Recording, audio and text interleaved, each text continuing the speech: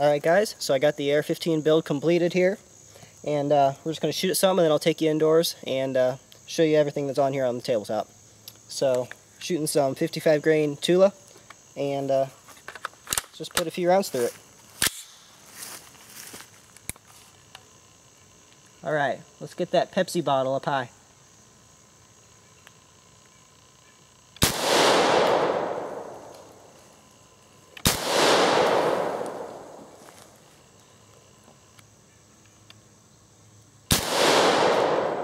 Can't tell if we're hitting it. Yeah. Putting some holes in it. Let's move it down to that Coke one.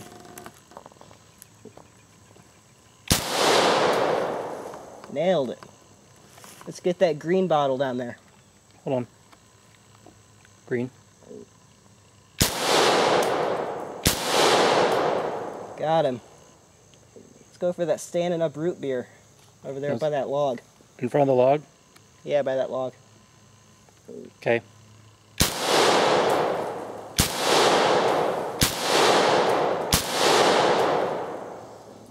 What's left? Oh, we got a Pepsi down there. I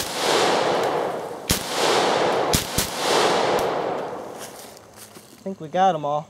Let's put a few more on that Pepsi bottle up at the top. It didn't fall yet.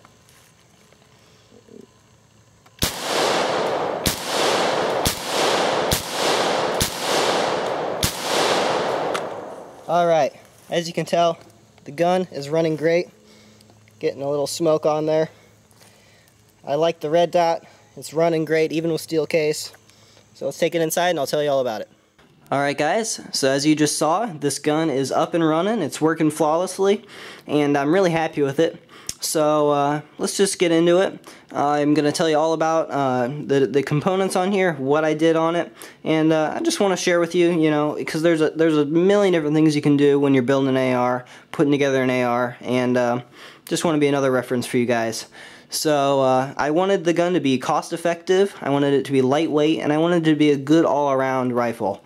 I wanted to, you know, to maybe be able to clear rooms with it, you know, be a nice compact carbine, but at the same time I wanted the ability to maybe reach out a little bit further if I have to.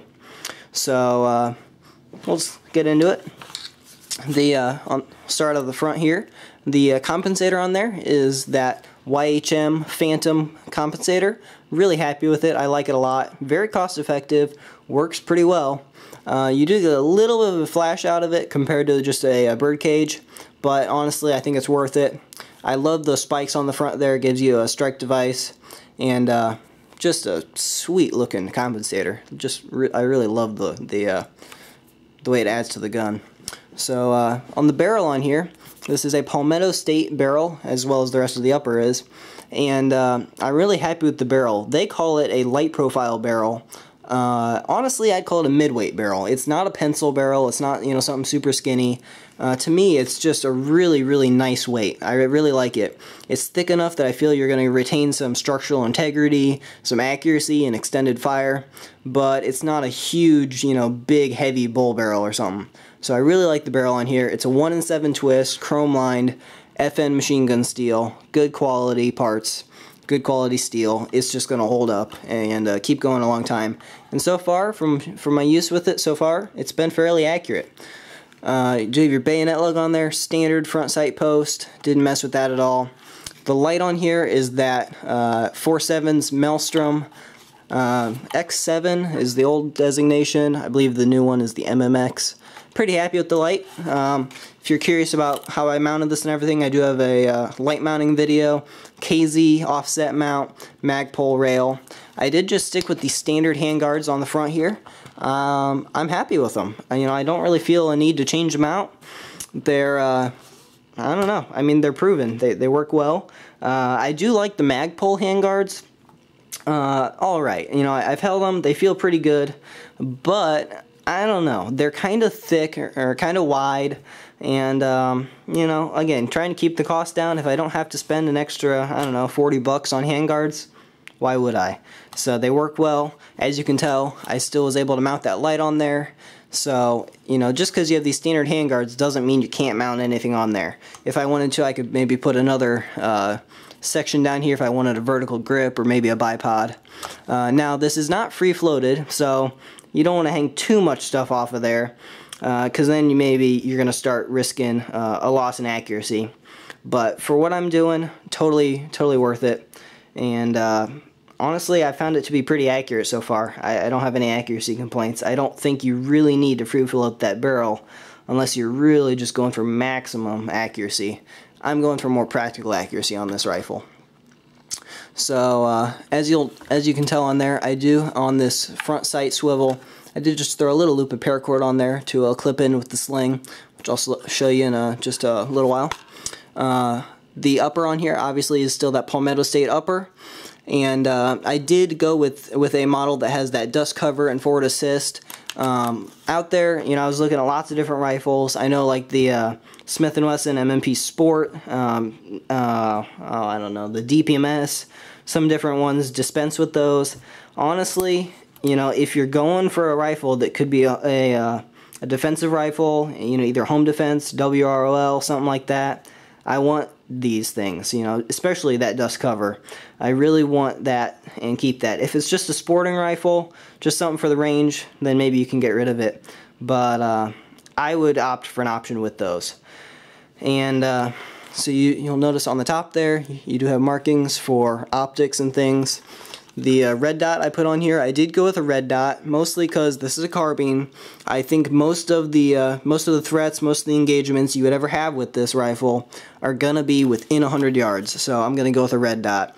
I do have a scope actually on order, because sometimes, you know, you might want to reach out. So I do think it is a good idea to be able to you know, pull this off quickly and throw a scope on it. But most of the time, I'm just gonna run this with a red dot. So the red dot on there is that Bushnell TRS 25 in that gold coloration. I really like it. It goes very bright. I was kind of concerned about that. You know, some maybe less expensive red dots don't go all that bright. This one goes very bright. Very happy with it so far. I haven't really hard used it, but it holds 0. I mean, it makes a little red dot. I mean, that's what it's made to do. I was shooting this right next to a Aimpoint Comp M4, and you know, honestly, not that big of a difference. Obviously the Aimpoint's more rugged, made in the USA, better warranty obviously, but practically they both make a red dot. It's just how long and how durable they are, you know, how long battery life. So I'm happy with it. I like it. And if that red dot does go down, I do have backup irons, or polymers maybe is what you should call them.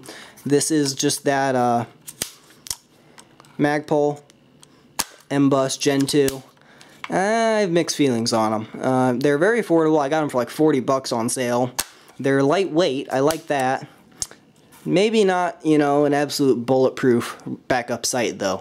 You know, maybe it would be worth the extra money to go with a Troy, something made out of aluminum that will really stand up. But, you know, it's a backup sight. I think it's just going to travel folded down like this, hardly ever be used. They feel relatively durable and everything, but I have heard reports of basically people, you know, with the sight up like this, dropping on concrete, your sight's going to break. That's just how it is. So it's a decent lightweight backup option, not necessarily, you know, something that's completely bulletproof. If I'm marching into Afghanistan, I want a Troy. I don't want this thing. But it serves the function for what it is. This lower on here is that New Frontier Armory polymer lower with a Palmetto State Armory lower parts kit in it. I did get the MOE lower parts kit, so that's just a mil-spec parts kit. I'm happy with it. I like it. That polymer does save a little bit of weight, more affordable than a aluminum lower, and I like it. I got that from Joe Bob Outfitters. Have a video on unboxing this and assembling it. So I like it. Maybe one downside is you're stuck with this trigger guard on here. It's just molded in, but honestly I haven't found that to be a huge issue yet. So Spikes Tactical, ambi safety. The charging handle I have on here is that KZ ambidextrous charging handle, sold at Botash Tactical. So I do like that. Feels pretty good. Yeah, I mean, I'm happy with it. It feels relatively durable and works well. The bolt in here, I went with the BCM. I figured the bolt carrier group is not an area to skimp on. So just wanted to go with a proven standard, something that I knew I could really count on.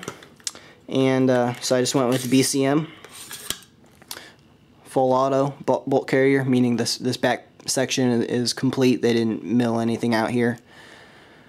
So that's been running great, and this gun right now is running 100%.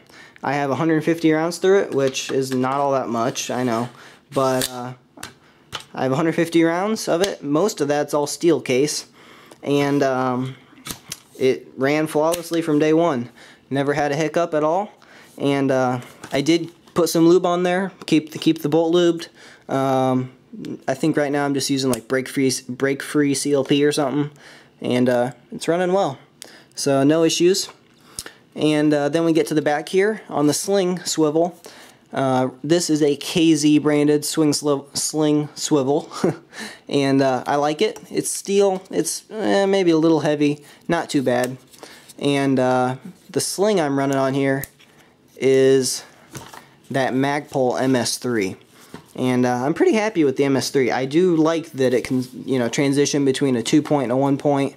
The quality of it feels really nice. The polymer, attachments and hardware and everything, I don't really see any issues with them. They feel durable. I have noticed that when you run it in 2-point and you loosen it up, that's fine. But to actually tighten it back up sometimes can be just a little bit of a challenge while you're wearing it. But overall, I'm pretty happy with it. So I like the sling. And then that is just the Magpul MOE stock on there, mil-spec buffer tube. And I like the MOE stock. It has a really tight fit. I haven't really noticed much wobble or anything. I know some people like the CTR over the MOE because it has that friction lock. I haven't found the need for that at all.